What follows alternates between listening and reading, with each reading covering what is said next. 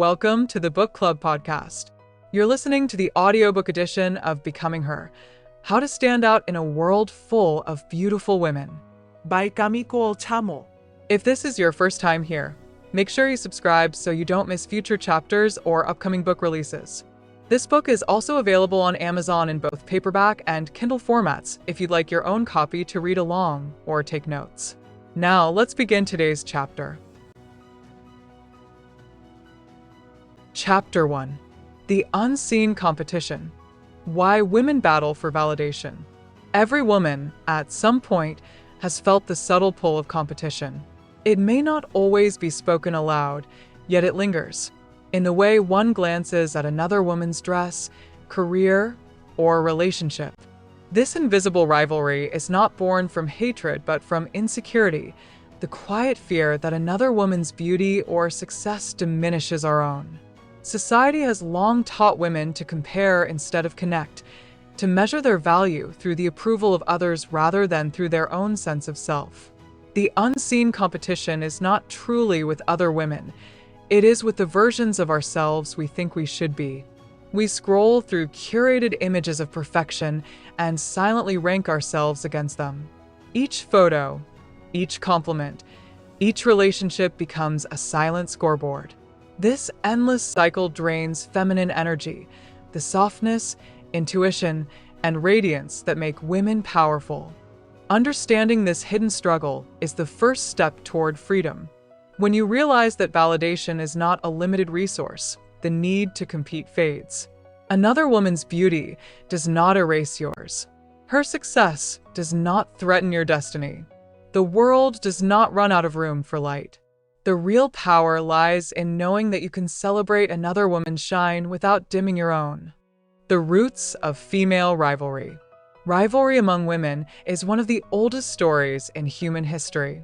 It exists quietly in classrooms, boardrooms, friendships, and even within families. Yet few ever stop to ask where it began. The truth is that female rivalry did not start with women themselves. It was planted carefully, strategically, by cultures that conditioned women to compete for recognition, security, and survival in a world where their value is often measured by their ability to please, attract, or serve. From the earliest stages of girlhood, subtle comparisons shape the way women see one another. Compliments are often given through the lens of competition. You're the prettiest in the room. You're smarter than her. You'll make the best wife.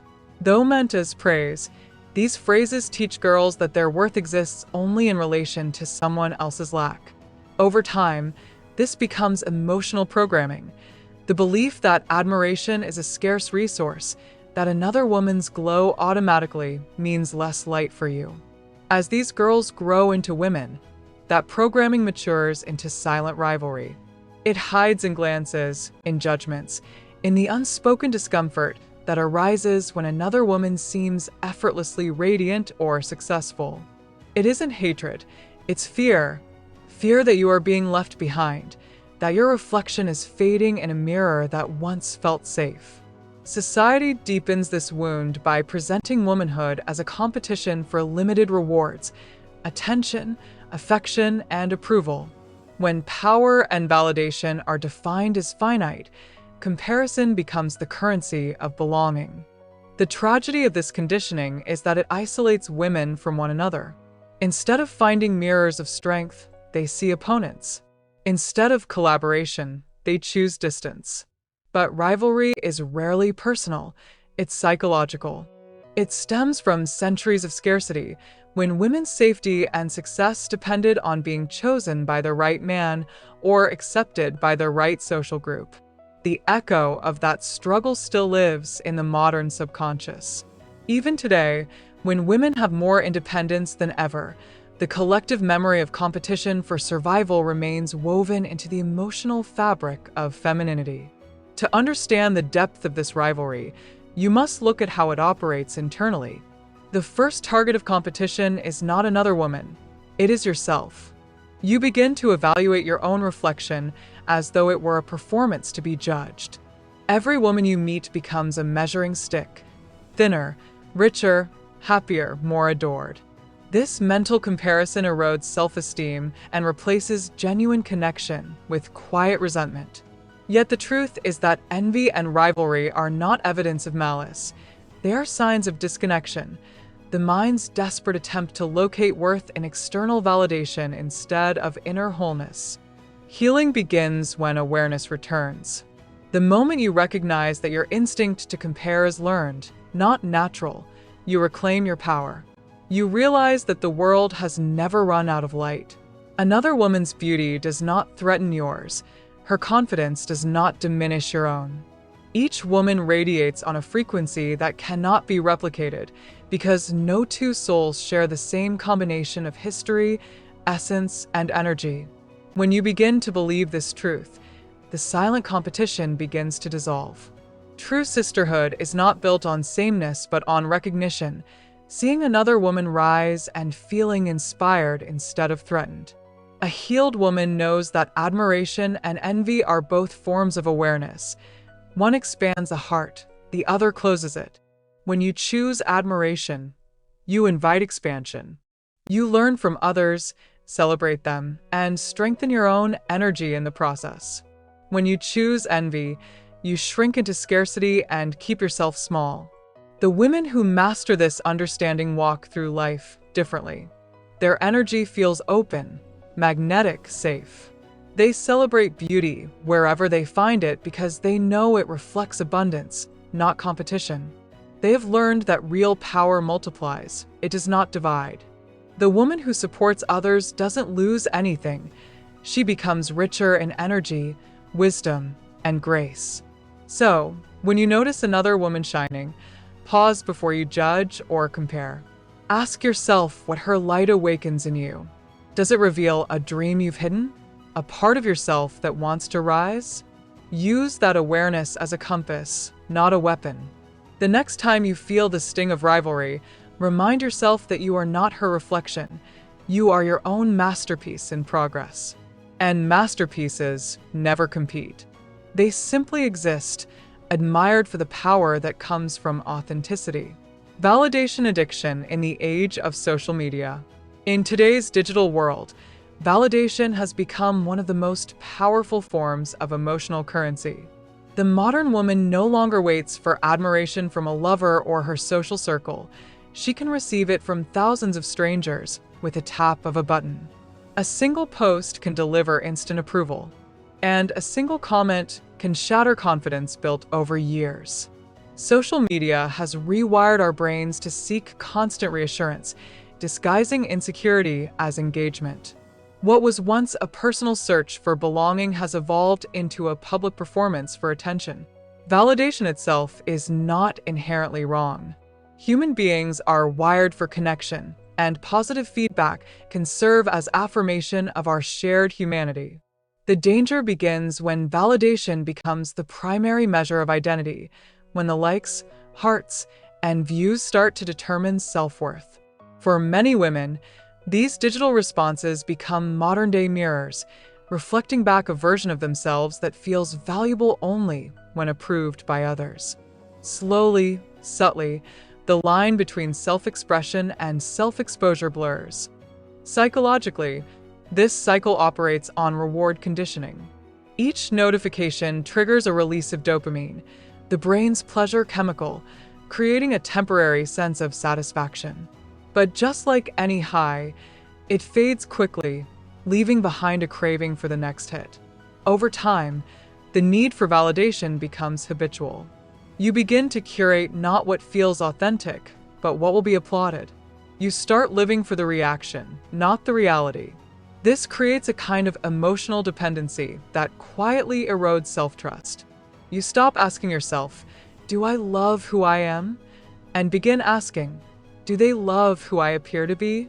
When your sense of worth is outsourced to the world, even small moments of disapproval can feel devastating.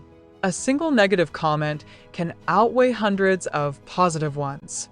You find yourself refreshing screens, replaying opinions, and rehearsing perfection. It's an endless cycle of proving and performing, and it drains the spirit of authenticity that true femininity thrives on. The tragedy is that validation addiction often disguises itself as empowerment. We call it confidence when we post our best photos, influence when we attract followers, and expression when we share our lives online. But real empowerment does not depend on visibility. It is rooted in self-knowledge. Confidence built on external reactions is fragile. It must constantly be fed. True confidence, however, grows quietly. It exists even when no one is watching. The solution is not to abandon social media, but to redefine your relationship with it. Use it as a mirror, not a mask. Share because something within you feels inspired, not because you hope others will validate your worth. Post what is real, not what is perfect. When you stop seeking approval, your energy shifts. The same platforms that once drained you can become tools for connection, creativity, and purpose. Ask yourself, what do I want people to feel when they encounter my presence online? If your answer is peace, inspiration, or authenticity, then begin expressing those qualities consciously. Let your digital reflection match your inner reality. When you start sharing from wholeness instead of hunger, you attract a different kind of attention, one that nourishes rather than depletes. The women who are truly magnetic in this new world are not the loudest or most followed. They are the ones who maintain their sense of self in a world built on comparison. Their confidence does not flicker when trends change or algorithms shift. They understand that validation is a fleeting spark, while self-acceptance is a steady flame. Remember, love. The most powerful form of approval is your own. When you validate yourself, you break the cycle. You no longer perform, you embody. You become the woman who doesn't chase attention because she carries her own audience within, her mind, her heart, and her peace. How envy hides unhealed insecurity.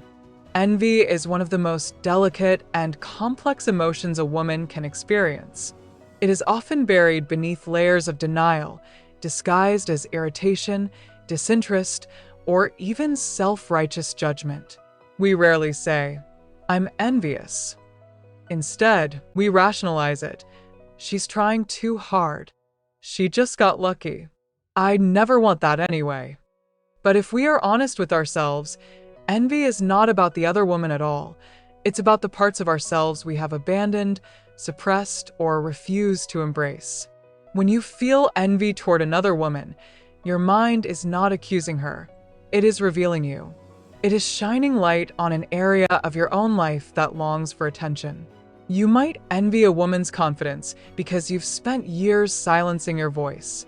You might envy her beauty because you were taught to see your own reflection through the lens of criticism. You might envy her relationship because you haven't yet healed the part of you that still equates love with validation. Envy is not evil, it is information. It shows you what you still believe is missing within yourself. Insecurity often hides behind envy like a child behind a curtain. It peeks out only when triggered, when another woman's success, peace, or self-assurance hits too close to home. Instead of admitting the ache, you build a wall of judgment to protect your ego. But judgment is just pain in disguise. The moment you recognize that, the healing begins. Society has conditioned women to suppress these emotions rather than explore them. We are told to be kind, supportive, and unbothered, to hide any hint of jealousy because it is ugly. But repression does not heal. It festers. It turns into quiet resentment, gossip, comparison, or indifference. It poisons potential friendships and prevents women from forming genuine sisterhood. The truth is that almost every woman you know has felt envy at some point, even the ones you admire most. The difference between those who stay small and those who grow is honesty. Growth begins with admitting, "This triggered something in me. What is it teaching me?" Healing envy requires radical self-compassion. Instead of condemning yourself for feeling it, learn to decode it. Each pang of jealousy holds a message. Ask yourself, what do I see in her that I desire for myself? What is she expressing that I've been suppressing? Why do I believe I can't have what she has? When you explore envy with curiosity rather than shame, it transforms from poison to medicine. You begin to understand that the women you envy are not threats. They are mirrors showing you what's possible for your own evolution. Consider this. When you see a woman radiate peace, elegance, or power, and you feel a sting of discomfort, it's often because you recognize a version of yourself that is waiting to emerge. Her light activates the parts of you that are still asleep. Envy becomes a teacher, whispering, "Wake up. You have this too." Once you embrace that truth, comparison loses its power. Her success becomes evidence of abundance, not lack. This perspective shift is liberating. You stop competing and start admiring. You stop resenting and start learning. Instead of asking, "Why her?" you begin asking, "How can I develop that within myself?" The moment you turn envy into inquiry, you reclaim your agency. No longer a victim of comparison, you become a student of growth. Spiritually, envy is the shadow side of desire. It reveals what you are meant to move toward, but haven't yet claimed as your own. When you meet envy with grace, you can thank it for its honesty. It has shown you where to heal, where to grow, and where to give yourself permission to expand. A woman who has healed envy walks differently. Her energy feels soft, centered, and confident. She no longer needs to compete because she trusts her timing. She can admire another woman's beauty without questioning her own. She can celebrate another woman's achievement without feeling smaller. She understands that admiration and envy are made of the same substance. One constricts, the other expands. The choice between the two determines whether she remains in insecurity or rises into power. So, the next time you feel that familiar pang, pause. Breathe. Ask yourself what part of you is asking to be seen. Then nurture it. Give it time, effort, and love. When you begin to feed your own growth instead of your envy, your energy shifts from contraction to expansion. You stop competing for light and realize you were never in darkness to begin with. The truth is, love. Envy doesn't mean you are broken. It means you are evolving. It's your soul showing you what it's ready to become. Breaking free from silent comparison. Comparison is a quiet thief. It doesn't shout or announce its presence. It slips into your thoughts when you least expect it. When you're scrolling through your phone, sitting in a meeting, or passing someone on the street. It begins with a whisper. She's more beautiful. She's more successful. She has what I want. Before long, that whisper becomes a hum that drowns out the sound of your own voice. The tragedy of comparison is not that it exists, but that it blinds you to your own uniqueness. Women are not born comparing. They are taught to. Society tells us what kind of woman deserves admiration, how she should look, speak, dress, and behave. It teaches us to measure ourselves against impossible standards. Every magazine cover, every influencer post, every subtle comment from childhood forms a scale we unknowingly carry. On it, we weigh our worth against others. And every time we feel less than, we add invisible weight to our hearts. This cycle of silent comparison is dangerous because it doesn't always feel negative. Sometimes it disguises itself as motivation. If she can do it, I can too. But beneath that thought can live a quieter, more painful one. If she can do it, why haven't I? That's when comparison stops inspiring and starts suffocating. It shifts from admiration to inadequacy, from awareness to self-judgment. Breaking free from comparison begins with awareness. You must first understand that it is not always about the other person. Comparison reveals what you value and where you feel disconnected from it in yourself. If you constantly compare your beauty, you may be craving self-acceptance. If you compare achievements, perhaps you desire fulfillment. Comparison, when examined with honesty, becomes a compass pointing to your own unmet needs. The key is to turn comparison inward, not as criticism, but as inquiry. When you feel that pang of not enough, ask yourself, what about her awakens something in me? What does this say about what I want to create, express, or heal? Most of the time, what you envy in others is not something you lack, but something you have yet to activate. The women you compare yourself to often mirror the parts of you that are waiting for permission to come alive. It's also vital to remember that what you see is never the full story. The woman whose life looks perfect from the outside might be battling invisible struggles. The colleague you envy for her success might be drowning in pressure. Comparison is built on illusion. It's the art of judging your behind the scenes against someone else's highlight reel. The moment you realize that everyone, no matter how polished, carries insecurities, the illusion begins to fade. One of the most powerful antidotes to comparison is gratitude. Gratitude shifts your focus from scarcity to abundance. It reminds you of everything that is already beautiful, functioning, and sufficient in your life. When you wake each morning and consciously list what you appreciate, your body for carrying you, your mind for learning, your heart for feeling, comparison loses its grip. Gratitude doesn't deny others' beauty, it anchors you in your own. Another practical step is to cultivate what I call selective focus.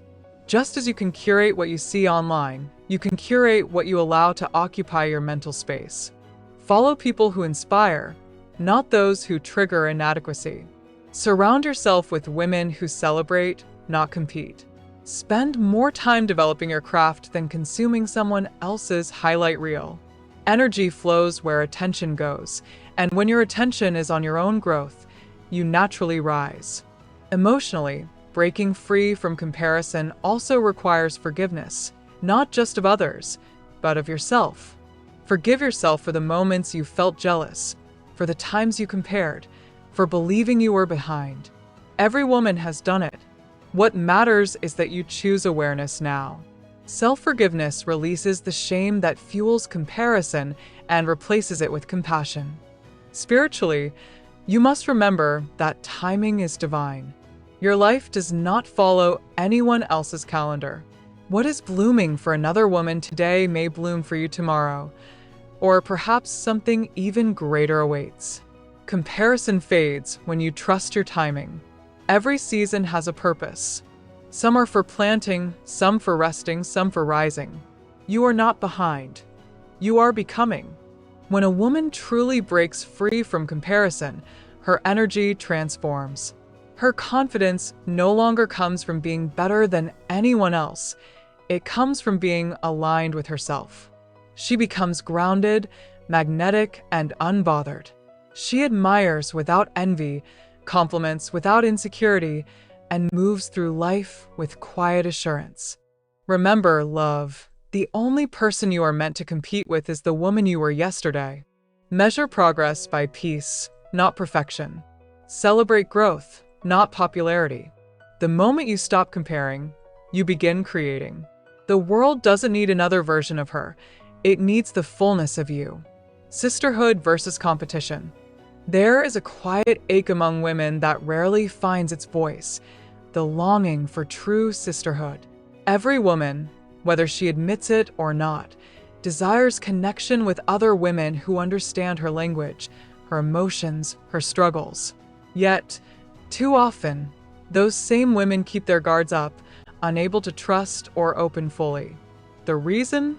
Competition has replaced community. Instead of standing together, many women stand apart, afraid to be vulnerable, afraid to be outshined, afraid to be judged. This invisible wall between women is not natural, it is conditioned. From early on, society teaches women that there is only room for one woman to lead, one to be desired, one to be admired. This scarcity narrative convinces women that another's success somehow lessens their own. And so, instead of forming bonds, they form barriers. Instead of cheering for each other, they compare. The culture that praises female independence often forgets to praise female unity, yet true empowerment was never meant to be a solitary pursuit. Real sisterhood begins when competition ends. It starts the moment a woman decides that another woman's light is not a threat but a reflection. When she can look at another's beauty, confidence, or achievements and feel inspired rather than insecure, she steps into a new kind of power, collective power. Because when women come together without ego, they create something unstoppable. One woman's wisdom complements another's strength. One woman's success opens doors for those who follow. This is not weakness, it is evolution. But building sisterhood requires healing. You cannot connect deeply with others while still viewing them through the eyes of comparison. True friendship between women demands transparency, not performance. It means being able to say, "I admire you, but I'm also struggling with envy," and knowing that the other woman will meet you with understanding instead of judgment. It means listening without the urge to compete, supporting without needing credit, and celebrating without resentment. Sisterhood is not about perfection, it's about presence. When women support women, magic happens. Workplaces transform from battlegrounds into networks of growth. Communities thrive. Creativity multiplies. Even romantic relationships improve because women who feel secure in sisterhood no longer seek validation through competition. They stop trying to prove themselves and begin to simply be. The women who master sisterhood glow differently. They're the ones who walk into rooms and immediately make others feel seen. They don't hoard compliments. They give them freely. They don't gossip, they uplift. Their energy says, "We can all win." And that energy changes everything. Imagine a world where every woman looked at another and thought, "Her success expands me." A world where women stopped shrinking to make others comfortable and instead chose to grow together. That world begins the moment one woman decides to lead differently, through compassion instead of competition, through collaboration instead of comparison. If you want to build sisterhood, start small. Compliment another woman without hesitation. Support her business. Defend her name when she's not around. Reach out to the one you've silently envied and tell her you admire her. The simple act of doing so begins to heal the energetic divide between women. You'll find that as you lift others, you rise too, higher, lighter, freer. Remember this truth: no woman becomes extraordinary alone. Every great woman has been shaped by the kindness, wisdom, and strength of others. The myth of the self-made woman is just that, a myth. Real greatness is shared, and sisterhood is the soil where it grows. So love, let the walls fall. Let comparison melt into connection. Let competition turn into celebration. When women unite, they don't just become stronger. They become unforgettable. The danger of seeking approval from men. From childhood, many women are subtly taught that their worth will one day be confirmed by a man's gaze. The fairy tales they read, the shows they watch, even the way adults praise them, all reinforce the message that love, admiration, and validation are to be earned through pleasing others, particularly men. This conditioning becomes so deeply rooted that by adulthood, many women mistake approval for affection, attention for value, and attraction for love. The danger of this lies not in the desire to be loved, that is human, but in the belief that love determines worth. When a woman builds her identity around how she is seen, she becomes dependent on external recognition to feel alive. Her happiness begins to hinge on whether or not she is chosen. This is how power quietly slips away. A woman who seeks constant approval becomes easily swayed by rejection, easily manipulated by charm, and easily broken by inconsistency. Approval from men often masquerades as validation, but what it truly creates is imbalance. The more a woman chases approval, the less she trusts her intuition. She begins to shrink herself to fit expectations, adjusting her voice, her body, her dreams, and even her boundaries in hopes of being accepted. She forgets that approval is transactional, while self-worth is eternal. You can earn approval, but you must embody worth. The world has romanticized the idea of being chosen by a man as the pinnacle of feminine success. But to be chosen by someone else is meaningless if you have not first chosen yourself. A woman who relies on men's opinions for her confidence will never feel secure because external validation is temporary. It fades the moment the attention does. No compliment can fill the void that self-abandonment creates. Psychologically, approval-seeking behavior develops from early emotional deprivation. Many women were raised in environments where love was conditional, given only when they behaved, achieved, or performed. This pattern repeats in adulthood, especially in romantic relationships. Approval becomes the substitute for unconditional love, and the chase for validation replaces the comfort of self-acceptance. A woman trapped in this cycle begins to confuse peace with boredom and chaos with love. Spiritually, the constant need for validation keeps a woman disconnected from her divine feminine power. The feminine energy is meant to receive, to attract effortlessly, not chase tirelessly. When you seek approval, you flip that natural order. You step out of alignment with your magnetic energy and into masculine pursuit. Over time, this drains your emotional, physical, and spiritual energy, leaving you anxious and uncertain. Breaking free from this cycle begins with awareness. You must ask yourself, why do I crave his approval? What am I hoping it will prove about me? Every time you feel the urge to seek validation, pause and redirect that energy inward. Ask yourself if the version of you who's trying to please others is truly at peace. If she isn't, she needs nurturing, not another performance. The truth is, a man's approval can feel flattering, but it should never define your worth. Healthy admiration from men should compliment you, not complete you. When a woman is rooted in self-love, she no longer feels the need to audition for affection. Her presence becomes the approval. She radiates security because she has learned to validate herself long before anyone else could. When you no longer seek approval, you attract a different kind of love, one built on respect, not dependency. The men who are drawn to you will not be those looking for control, but those who admire your peace. They will see you not as an achievement, but as an equal. This is the kind of relationship that grows from wholeness, not hunger. Remember this, love. The woman who needs no validation is the most validated of all. Her power lies in knowing that she doesn't have to be chosen to matter. She already is, by herself, by her purpose, and by the universe that made her. Reprogramming your validation system. Healing from the need for validation is not an overnight transformation. It's a process of rewiring how you see yourself. It means retraining your mind to draw worth from within rather than from the fleeting praise of others. Validation addiction functions much like any other dependency. It offers a temporary sense of relief while slowly eroding self-trust. To break free, you must first build a new internal system, one that recognizes your own voice as the ultimate authority over your value.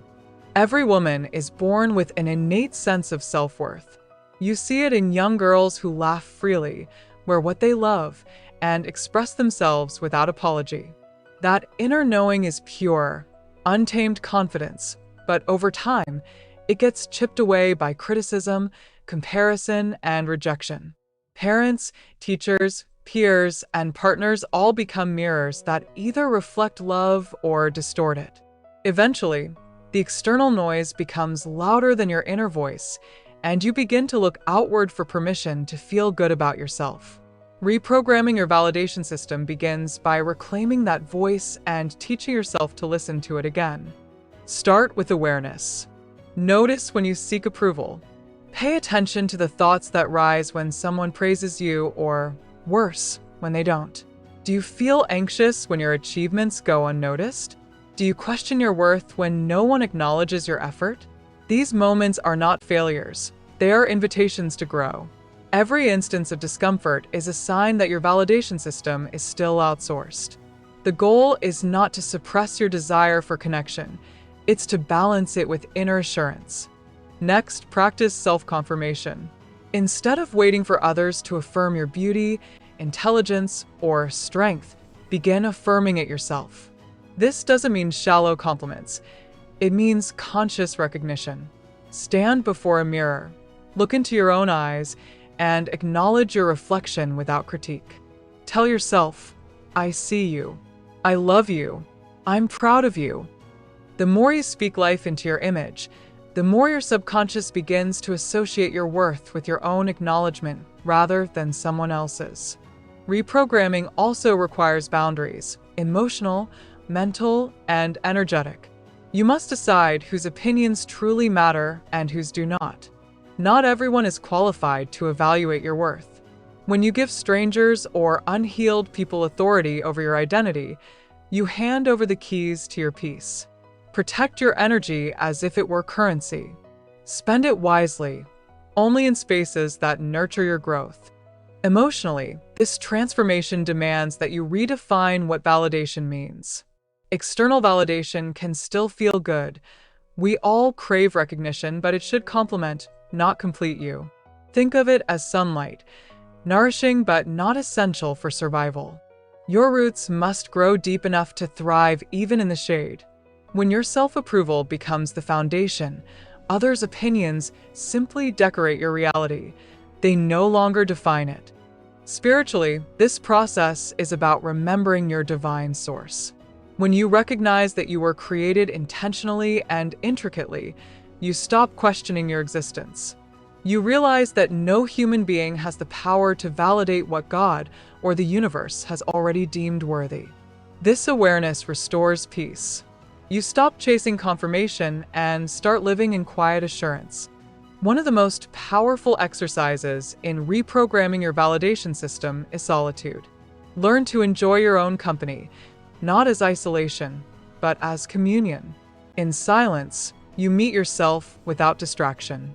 You learn to listen to your intuition, to feel your emotions, to sit with your discomfort. When you become comfortable in solitude, validation loses its grip because you no longer fear your own thoughts. You start to feel whole again. Over time, something shifts. You begin to notice that compliments no longer control your mood, and criticism no longer crushes your confidence. You feel centered, stable. The woman who once needed to be seen now chooses when and how to be visible. She knows that her light doesn't flicker when it isn't applauded. It remains steady because it comes from within. That is the essence of a reprogrammed validation system, unshakable self-recognition. When you finally stop outsourcing your worth, you become magnetic in a new way, calm, grounded, radiant. People are drawn to your energy not because you need them to be, but because your peace is irresistible. Remember this truth, love. The validation you seek is not in anyone else's eyes. It's in your reflection. The day you choose to approve of yourself without waiting for permission is the day you step into your true feminine power. Thank you for listening to this chapter of Becoming Her. If you haven't subscribed to the Book Club podcast yet, go ahead and do that so you can stay updated on every new release. You can also find this book on Amazon in paperback and Kindle formats if you'd like a physical or digital copy. And if you found this episode helpful, share it with someone who might benefit from it as well. See you in the next chapter.